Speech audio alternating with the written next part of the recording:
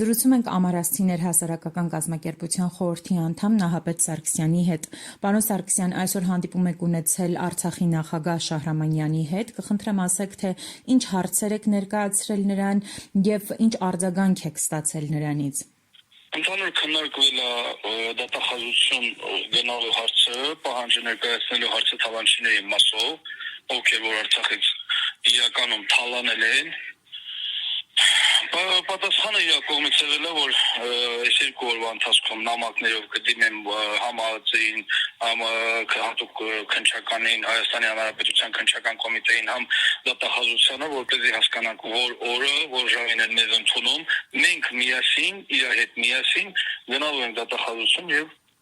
այնտեղ արդեն ընդհանուր փաթեթային մեզ էլ ունենք որոշակի ինֆորմացիա, բոլորը փոխանցենք ընթացքը արդեն ցույց կտա։ Այսինքն Շահրամանյանը համաձայնել է ձեզ հետ գալ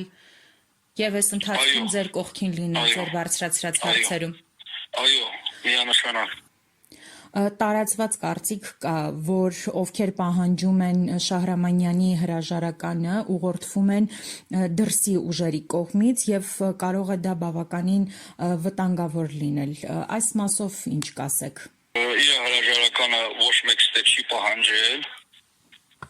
Ընդհակառակը, որ ինձանից հարցնես, ոչ թե ընդհակառակը, այլ ամեն մարդ պետք է իր հայ պատասխանատվության աստիճանը կրի, որ արդեն այդ հարցերը կքննարկվեն, այսինքն ոչ մեկ չի եկել ասի, որ ինքը հրաժարական տա, եկել ենք ասենք, որ միանում ես այս ակցիային, գալիս ես մեր հետ միանաս ու գնանք դատախազություն, գնանք քննչական կոմիտե, պահանջենք, որ այդ տվյալ մարդկանց պատասխանատվության ենթարկեն։ Իսկ ինչ ակնկալիքներ ունեք, ինչ հույսեր ունեք, որ Հայաստանի այսօրվա իշխանությունների օրոք գործող կառույցները ձեր բարձրացրած հարցերին պատշաճ պատասխաններ կտան։ Ներկայացնելուց հետո արդեն բարձ կլինի էլի։ Մենք այս շաբաթվա վերջին արդեն արդյունքների մասին կարանք խոսանք։ Բայց այնուամենայնիվ ակնկալիքները մեծ են նույն դատախազությունից։ Դատախազությունից ակնկալիքները այնքանով են մեծ, որ փաստացի ապացույցները կա։